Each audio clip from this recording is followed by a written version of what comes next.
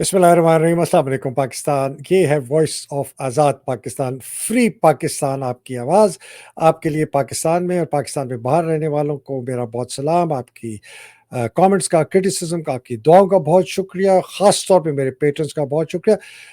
आज ये दूसरा बहुत ज़बरदस्त एक प्रोग्राम है। मैंने इस प्रोग्राम में पीटीआई की इलेक्शंस प्रोजेक्शंस देनी थी, वो मैं इंशाल्लाह वीकेंड पे करूँगा। लेकिन आज जो है वो हम बहुत ज़बरदस्त एक धमाका खेज वीडियो से करेंगे। फिर एक एक अदलिया के ऊपर एक तबसरा होगा। एक क्या एक कौम के अंदर एक यकसुई एक कॉमन एजेंडा है।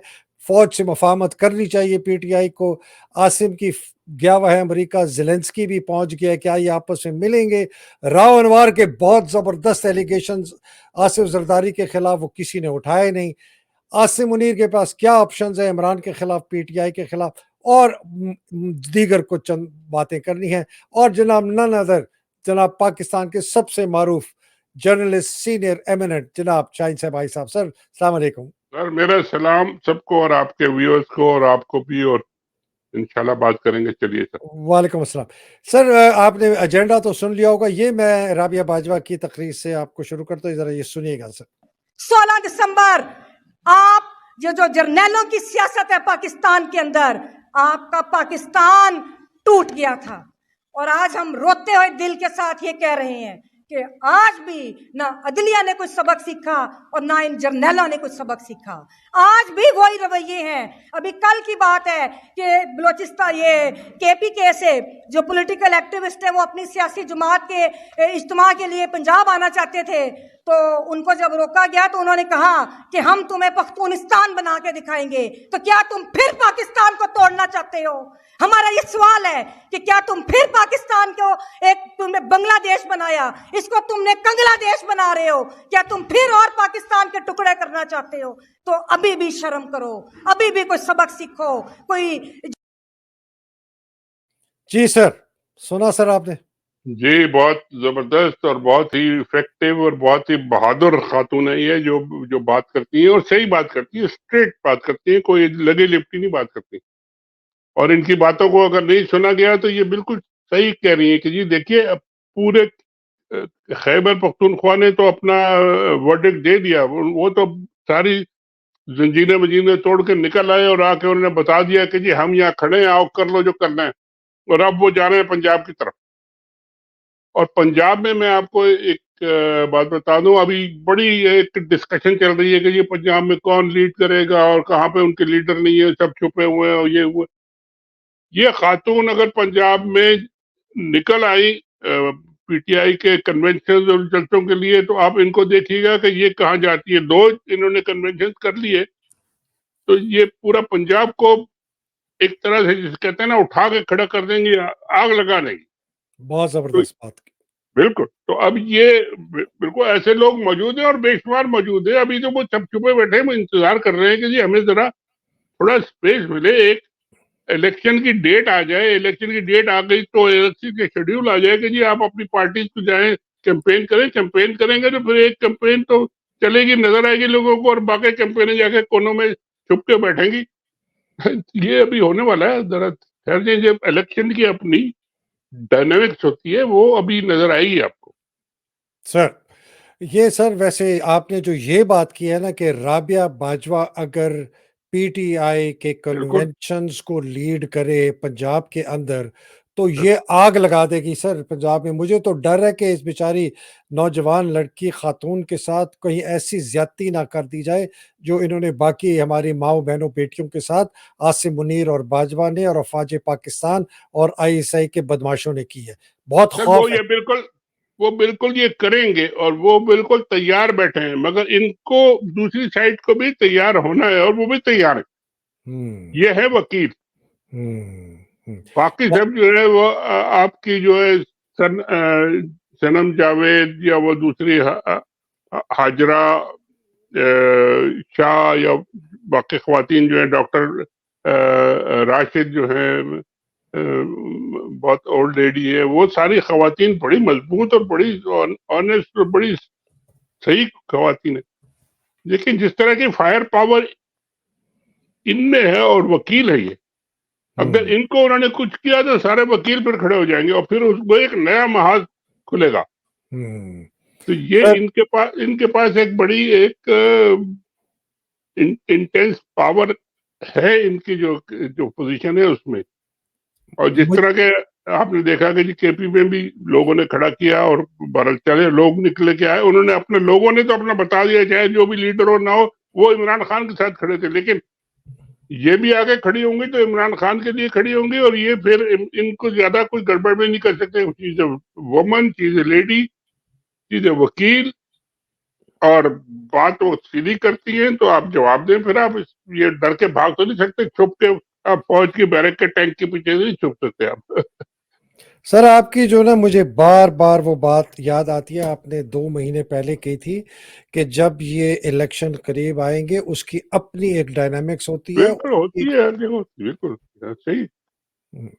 अच्छा सर, आपने एक जी, आप कुछ फरमाना चाह रहे थे, फिर मैं बात नहीं नहीं, मैं तो यही कह रहा हूँ कि जी अभी आज मैं सुन रहा था मोहित पिजादा साहब की एक वीलॉग, और उससे पहले कोई 2-3 घंटे एक स्पेस, ट्विटर पे स्पेस चल रही थी, जिसमें कोई पांच कई हजार लोग थे, और उसमें कई पाकिस्तानी जर्नलिस्ट भी थे, और बेशुमार लोग थे, और वो अपने उसमें आपका ये जो केपी के लीडर हैं मरवत साहब, वो भी थे, और सब सिद्दीक जान और साबिर शाकिर और कई नाम वो ले रहे थे अपने। उसमें ये डिस्कशन हो रहा था कि जी केपीके में तो ये हो गया, अब पंजाब में कैसे होगा और कहाँ होगा, और कहाँ पीके पीटीआई को कहाँ जाके शुरू करना चाहिए, कैसे शुरू करना चाहिए। जो इनका इमरान खान का घर है वहां से शुरू करना चाहिए, या अटक के पास शुरू करनी चाहिए, जहाँ पे अटक का कल्चर और केपीके का कल्चर और वहाँ के लोग और वहाँ के तकरीबन एक ही जैसे है, वो उस जगह शुरू करना। ये सारी डिस्कशन बड़ी लंबी हो रही थी। तो ये डिस्कशन अभी शुरू हुई है, लेकिन ये अभी टाइम उसका मेरा ख्याल है अभी नहीं है, क्योंकि देखिए ये पहले से अगर आपने अपने आप को ओवर एक्सपोज कर दिया, अब केपीके में तो हो गया जो होना था। अब अगर इलेक्शन इन्होंने किसी भी बहाने, किसी भी कोई मरी मुर्दार जिसे कहते हैं एक्सक्यूज बना के, और इन्होंने कहा ये इलेक्शन जो है, वो जरदारी साहब भी कह रहे हैं 10-12 दिन हो जाए, तो वो अमीर मकाम साहब भी कह रहे हैं कि ये चार चार हफ्ते के लिए पोस्टपोन हो जाए। वो हफ्ते 10 दिन नहीं होते, एक दफा गया तो फिर क्या पता नहीं 90 दिन से आप 9 साल तक जाए। और कामरान खान साहब रोज ट्वीट करते हैं कि जी मेरे क्योंकि स्टॉक एक्सचेंज में पैसे लगे हैं, बड़ा हाई चल रहा है, तो ये चलना चाहिए। ये मुझे ये तो खैर जाती तौर पर पता है, लेकिन खैर वो रोज उनकी तारीफें करते हैं कि जी नहीं कुछ चलने नहीं, ये सब बंद करें इलेक्शन इलेक्शन। पर असल बात ये है कि ये प्री मेच्योर आप अपने आप को एक्सपोज ना करें। अगर आपने ये पंजाब में करनी है कैंपेन, तो वेट करें, जिस दिन ये ओपन होगा, आपका इलेक्शन का शेड्यूल आएगा और आपको कैंपेनिंग की इजाजत होगी, उस दिन आप शुरू करें। और हुँ, फिर इस तरह की जो लीडर्स आ रही हैं, ये सामने आपके खातून बाजवा र साहिबा र थी, राबिया बाजवा।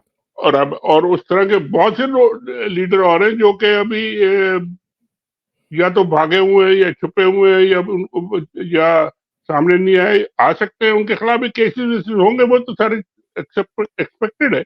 लेकिन हुँ, ये वकीलों का जो सेक्शन है, जो इस तरह के और स्ट्रांग सेक्शन है, इनके लोग आगे आएंगे, और फिर उनके लोग, उनके पीछे जब लोग आएंगे, हुँ। तो ये सारा का सारा मामला फिर ओपन हो जाएगा, फिर इनके किसी के कंट्रोल में नहीं आएगा। सर ये डायनामिक्स ही और होती है फिर।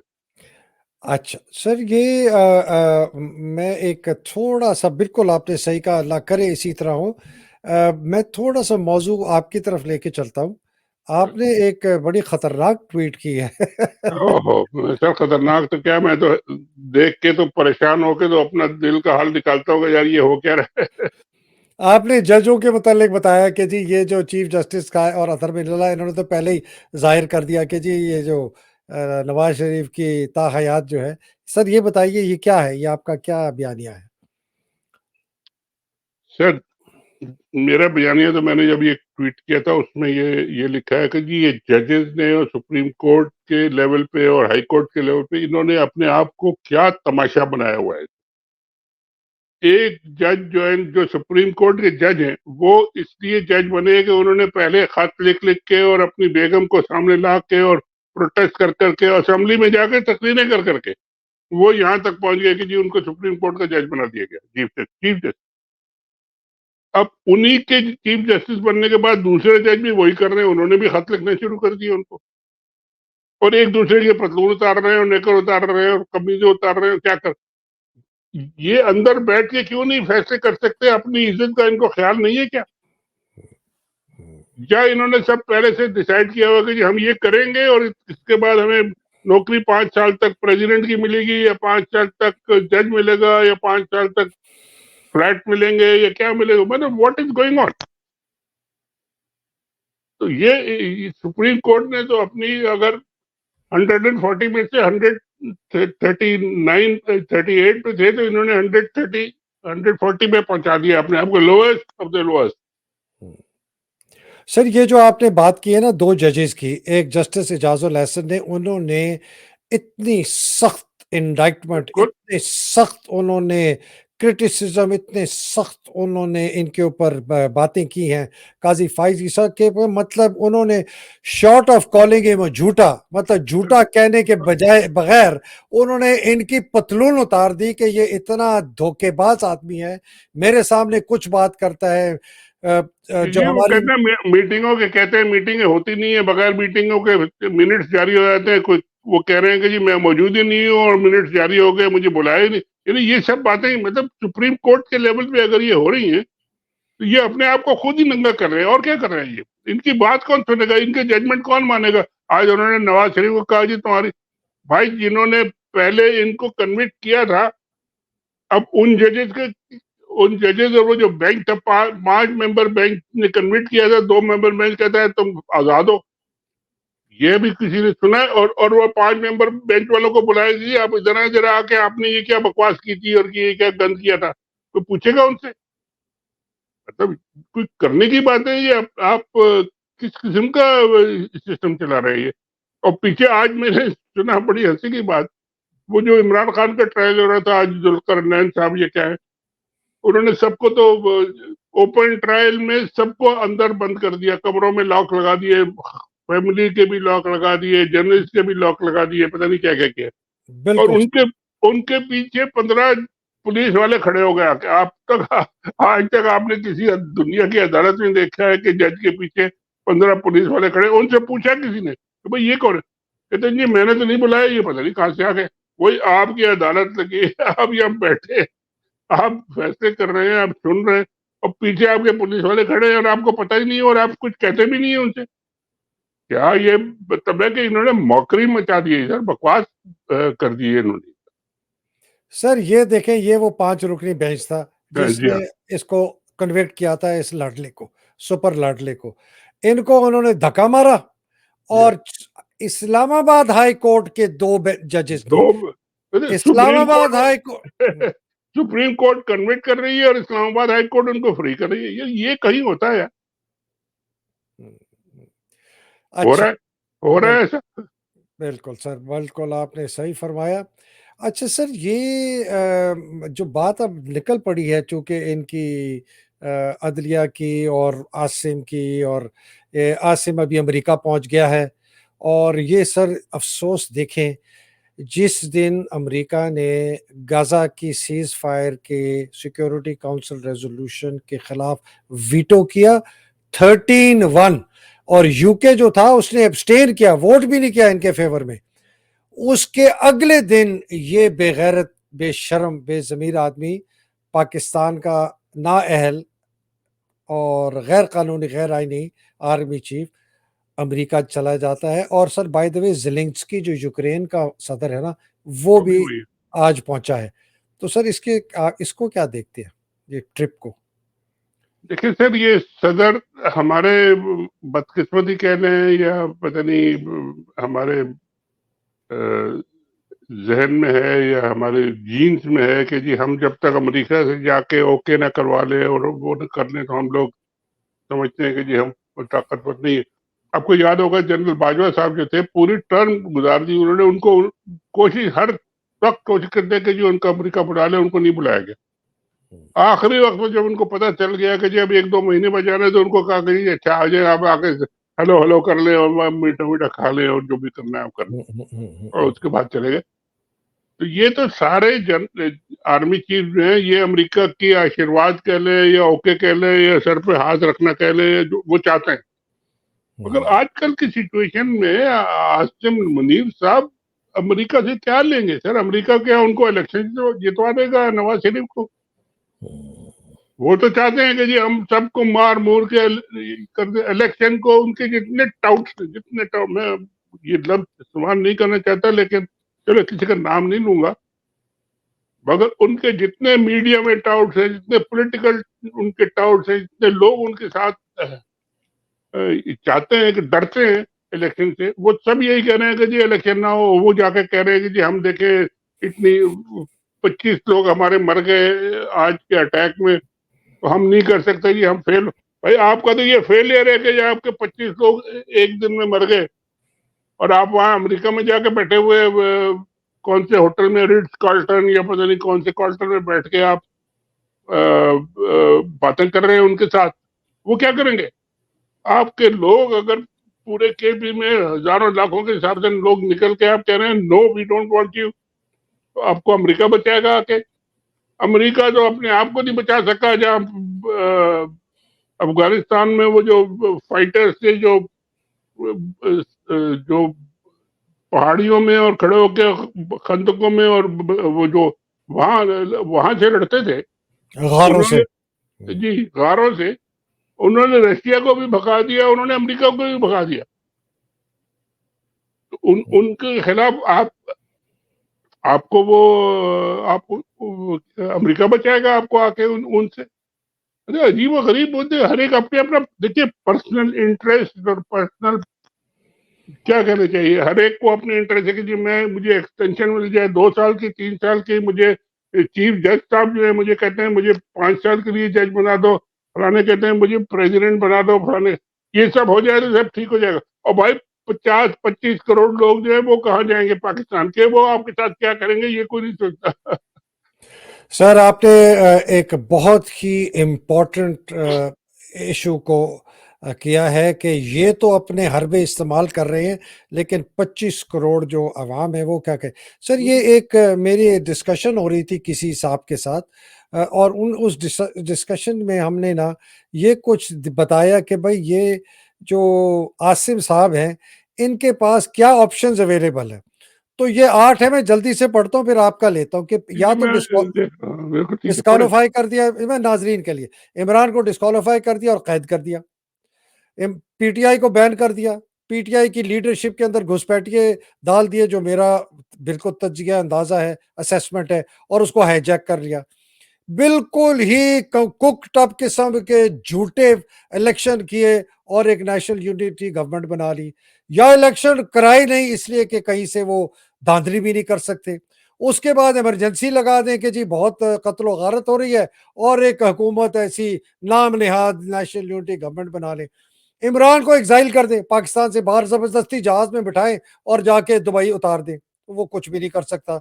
और उसके बाद पाकिस्तानी ना वापस आने दें या इमरान को खुदा ना खास्ता मार दे, अल्लाह ना करे। सर ये ऑप्शन इस आदमी के पास, सर बताइए। सर ये जितने ऑप्शन हैं ये सब ट्राई करने सिवाय आखिरी ऑप्शन के। नहीं, और सेकंड लास्ट वाला?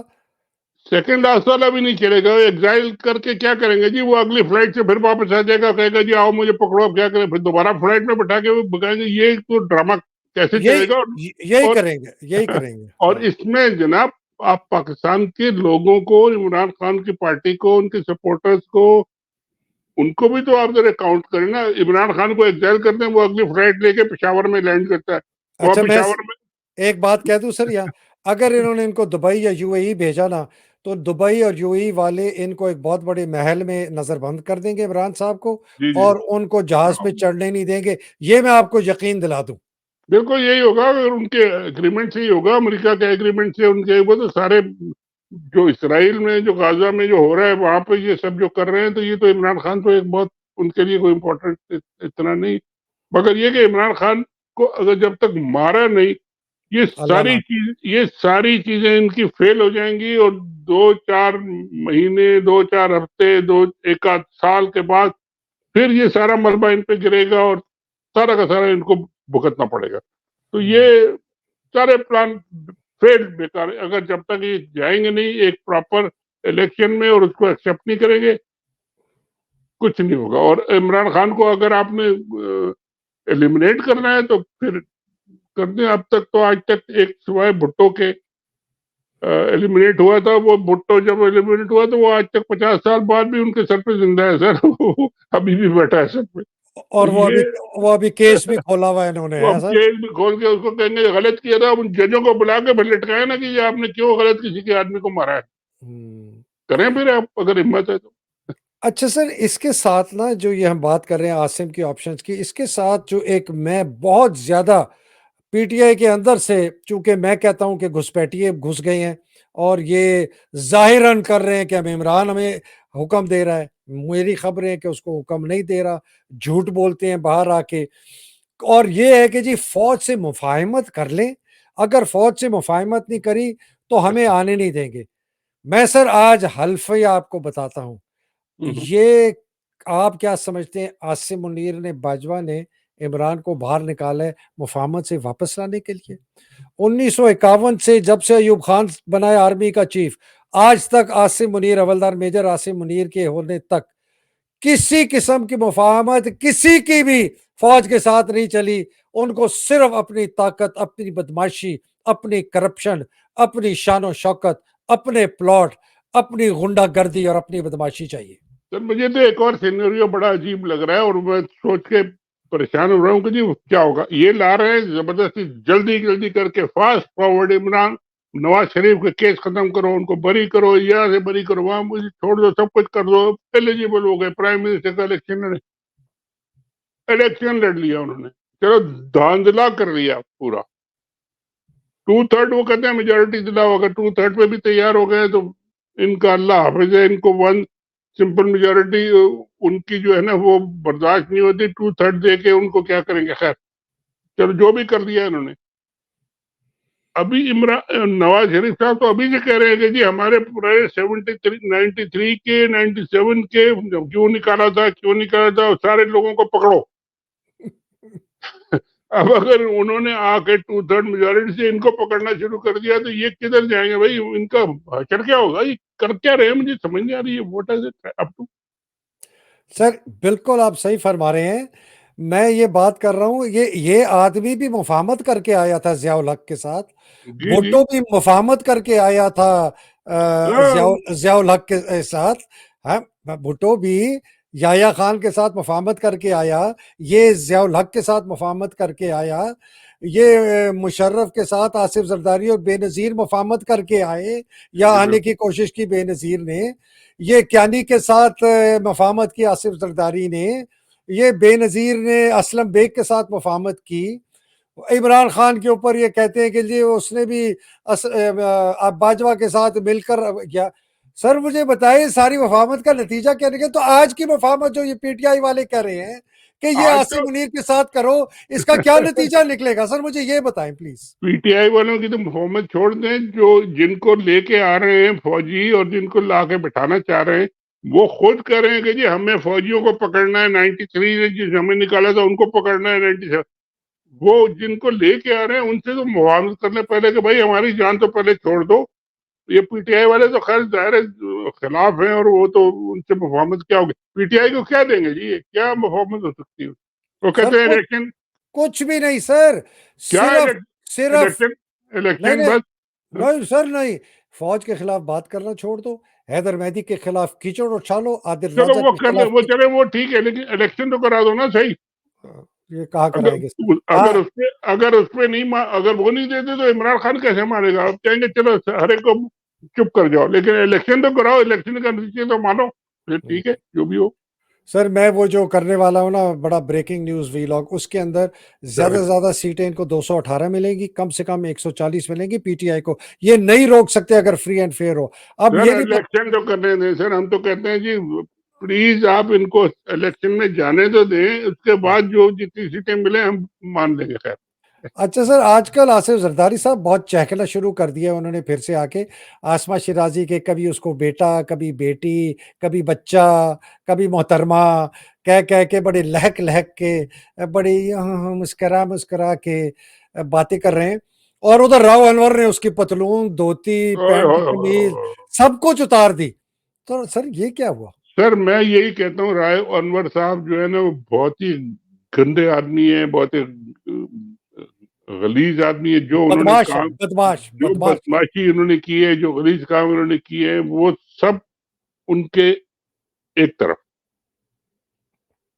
जो इन्होंने ये बातें आके जरदारी साहब की खोली हैं, इनको अब कोई कहेगा कि जी ये झूठ बोल रहे हैं, या ये जरदारी साहब के खिलाफ वो अपना बोझ निकाल रहे हैं, या ये कोई इनका गुस्सा निकाल रहे हैं, या इनको प्रमोशन नहीं दी। ये सब बातें कोई इन्वेस्टिगेट करने के लिए तैयार है, करना चाहिए। हजारों लोग, कितने लोग मार दिए, मर गए, वो पता नहीं कितने 7,000 करोड़, 7,000 अरब की बात कर रहे हैं कि वो जमीनों पे कब्जा कर लिया। हमने देखा है, सबने जमीनों पर कब्जा किया। वो सिंध में जनाब जो रियाज मलिक साहब को जो जमीनें उन्होंने दी, उन्होंने पूरा बहरिया बना दिया। चाहे वो खच्चर था, दलदल थी जमीन में, पहाड़ थे, जो भी थे, उन्होंने सब डिक्लेयर कर दिया ये बहरिया है, और लोगों ने खरीद दिया उसको। अब वो फंसे हुए हैं। तो ये इन्होंने जो किया है, इसका कोई जवाब लेने वाला कोई है? सर इस अब पे अगर जी प्लीज प्लीज। अब अगर जो हमारी सबसे बड़ी ताकतें हैं, सुप्रीम कोर्ट है, आपकी आर्मी है, आपकी सुप्रीम और सिंध का हाई कोर्ट है, सिंध का हाई कोर्ट है, आपका मीडिया है, चले आपका ये भी नैब है, आपकी वो एफआईए है। ये सब अगर इन तीनों को इग्नोर कर दें तो फिर ये है किस लिए? मतलब ये चोरी को अगर आप छोड़ दें तो फिर आप क्या, किसको, जो नमाज पढ़ रहा है उसको पकड़ेंगे आप? क्या मतलब क्या है इनका? तो सर एक सवाल ये होता है कि इसमें इतनी जुर्रत कैसे आई और इसको किसने कहा कि तुम जाके इंटरव्यू लो और मेन स्ट्रीम मीडिया में जाके इंटरव्यू दिया सर? सर ये तो इंटरनल जो पॉलिटिक्स इनकी डे टू डे चलती है ना, इसने कितने पैसे कहे थे और कितने पैसे मुझे नहीं दिए, इतने करोड़ कहे थे, इतने करोड़ नहीं दिए, आधे 2 करोड़ खा गया तो उन्होंने कहा अच्छा मैं तुम्हारी ऐसी तैसी करता हूँ। ये सारे इसी लेवल के लोग हैं सर। अच्छा और सर, मेरे पास खबर है कि मोहसिन बेग ने ये इंटरव्यू अरेंज करवाया था आसिम हाँ, मुनीर के बिल्कुल कहने पे। बिल्कुल कराया होगा। वरना आप समझते हैं राव अनवर की कोई जुर्रत के ऐसी वो बात आसिफ जरदारी के खिलाफ करे, जो खुद बड़े अव्वल ऊंचे नंबर का बदमाश है, अपनी बीवी को कत्ल करवा दिया, अपने बहनोई को कत्ल करवा दिया। ये राव अनवर पिद्दी का शोरवा बदमाश छोटे दर्जे का, ये कभी बात कर सकता है सर जरदारी के खिलाफ सर ऐसी? अब अगर रिकॉर्ड पे वो आ गए हैं तो अब आसिम मुनीर ने करवाया, तो आसिम मुनीर फिर आए ना, पकड़े इनको। सर नहीं किधर है तो आसिम मुनीर? आसिम मुनीर ने तो करवाया ना, सर जरदारी को सर डाउट ये कर। सर अगर जरदारी साहब के बारे में ये बातें उन्होंने कहलवाई हैं तो सच्ची बातें हैं, ये सबको पता है, ये कुछ सबको पता। कहने को तैयार, ठीक है। हाँ। अब वो कह दी है, रिकॉर्ड पे आ गई है, तो अब आए ना आसिम मुनीर आके उनके खिलाफ कोई कमीशन कार्रवाई बनाए करें। या पकड़े, और क्या कार्रवाई करें, क्यों नहीं करें? बहुत जबरदस्त बात सर, बहुत जबरदस्त। अच्छा सर, आखिर का सवाल, इलेक्शन होगा नहीं होगा? सर मुझे लगता है कि ये जो आसिम मुनीर साहब या अमेरिका में है, इनको जो भी कोल्ड शोल्डर दिया जा रहा है, या अक्सर ऐसा होता था कि जब आर्मी चीफ आता था पाकिस्तान से, और मैं डीसी में कई साल मैंने रिपोर्टिंग की है, तो वो प्रेसिडेंट से नहीं मिलता था, वो आके अपने उनसे मिलता है, लेकिन वो आके नेशनल सिक्योरिटी एडवाइजर से जरूर मिलता था, और वो बैठता है व्हाइट हाउस में। तो जब व्हाइट हाउस में ये कई दफा, मैं ख्याल बुश के साथ भी ये हुआ था, जॉर्ज बुश जो था छोटे सेकंड, उसके साथ, और अपना जो उसके बाद जो था अपना ओबामा के साथ भी ये हुआ था कि जब हमारे वो मिलिट्री वहाँ के सिक्योरिटी एडवाइजर कमरे में बैठे होते थे, तो वहां से सामने से प्रेसिडेंट साहब गुजर रहे होते थे और कहते ओ अच्छा you are sitting here, hello how are you, करके वो 2 मिनट अच्छा, वो ऐसे फिर ही जब झूठ मूठ करके लेकिन जो, करवा दिया। और हाँ। पहले से शेड्यूल होता था वो कि जी ऐसा हाँ। होगा। ऐसे होगा। और वो फिर पाकिस्तानी कहते थे, ओ जी प्रेसिडेंट साहब की मुलाकात हो गई उनके साथ और ये हो गया, वो हो गया, फलाना। अब अगर इनके साथ ये नहीं होता, इसका मतलब है इनको टोटल ठंड ठंड करा दी गई है सर। रियली? जी, अगर ये नहीं होता, अगर हो जाएगा तो आपको खबरें आ जाएंगी कि जो प्रेसिडेंट बाइडेन साहब उनसे मिल गए और उन्होंने इतने मिनट उनसे बात की और क्या फलाना किया। मगर अगर ये नहीं होता तो फिर आप जज कर लें कि जी इनको ठंड कराइए। और स इस स ठंड के बाद आपको पाकिस्तान की जो सूरत-ए-हाल है उसका फिर आपको असर मिलेगा। इलेक्शन हो रहे हैं, नहीं हो रहे हैं, उनको कहा गया होगा अगर कि आपने इलेक्शन कराना है, जाओ जाके इलेक्शन कराओ, ठीक इलेक्शन कराओ, तो ये तो फिर ठंड हो गई ना, ये क्या करेंगे फिर जाके? सर एक ज़ाविया और है, आखिरी सवाल है। ज़ाविया ये है कि ये उनसे शायद इजाज़त लेने गया है कि इलेक्शन अगर कराए तो बहुत हालात ख़राब हो जाएँगे, काबू नहीं पाना होगा। हाँ, बिल्कुल, तो बिल्कुल, ये बिल्कुल हो सकता है, लेकिन उसकी कीमत जो है ना वो भी तो देनी पड़ेगी इनको। हुँ, क्या कितने उनको मिसाइल्स और असला और क्या-क्या उनको भेजना पड़ेगा। हुँ, जो वहाँ पे दूसरे जो साहब आए हुए हैं, जहाँ यूक्रेन में जो चल रही है लड़ाई, उसमें उनको ये पहले हुँ, भी दे रहे थे, लेकिन और कमिटमेंट करके आएँगे। फिर फौजियों का कहा है कि ये इतने हज़ार फौजी किसको चाहिए? सऊदी अरब को चाहिए या इसको पाकिस्तानी फौजी चाहिए, वहाँ उनको उनको भेजना है। हुँ। अगर ये सारी चीज़ें अगर ये मान के आ गए तो कहेंगे अच्छा ठीक है, जो करना है करो, हम आँखें बंद करके इधर देख रहे हैं, हम अभी लड़ाई दूसरी लड़ रहे हैं। तो एक ये नतीजा अख़ज़ कर सकते हैं कि अगर वापस आके इलेक्शन पोस्टपोन हुए, इसका मतलब है कि अमेरिका ने इनको थपकी दे दी है कि इलेक्शन पोस्टपोन करा दो। सर ये प्रीमेच्योर होगा। इससे पहले आपने ये देखना होगा कि अमेरिका इनके साथ करता क्या है, मिलता कौन है, बात क्या करते हैं, जी। डिमांड्स क्या करते हैं, ये क्या प्रॉमिस करते हैं। और अगर ये सब इन्होंने ठीक-ठाक कर लिया तो वो बाद में जाके जो मर्ज़ी आए, आप जाके जो मर्ज़ी आए करें, तो फिर जो करेंगे, करेंगे, ठीक है। ठीक, ठीक। बहुत शुक्रिया चलिए सर। सर। ज़बरदस्त सर, अल्लाह सुब्हान तआला आपको, ऑलराइट आपके सर। परिवार को, सबको हिफ्ज़-ओ-अमान में रखे, पाकिस्तान को हिफ्ज़-ओ-अमान में रखे, थैंक यू सर। पाकिस्तान की हकीकी आज़ादी की जो जंग लड़ने वाले हैं, उनको हिफ्ज़-ओ-अमान में रखे। पाकिस्तान की जो जिहाद में सर बेचारे शहीद हो के अल्लाह सुब्हान तआला उनके दर्जात बुलंद करे। जो मुसीबतों में हैं, क़ैद में जिन ख़वातीन का आपने नाम लिया और जो बेचारे हैं 10 से 15, 30 हज़ार तक सुनते हैं, अल्लाह सुब्हान तआला उनकी मुश्किलें आसान करे, बशमूल इमरान खान की। पाकिस्तान ज़िंदाबाद, पाकिस्तान पाइंदाबाद। इलाही आमीन। अस्सलाम खुदा वालेकुम। हाफ़िज़। Thank you sir. खुदा हाफ़िज़ सर।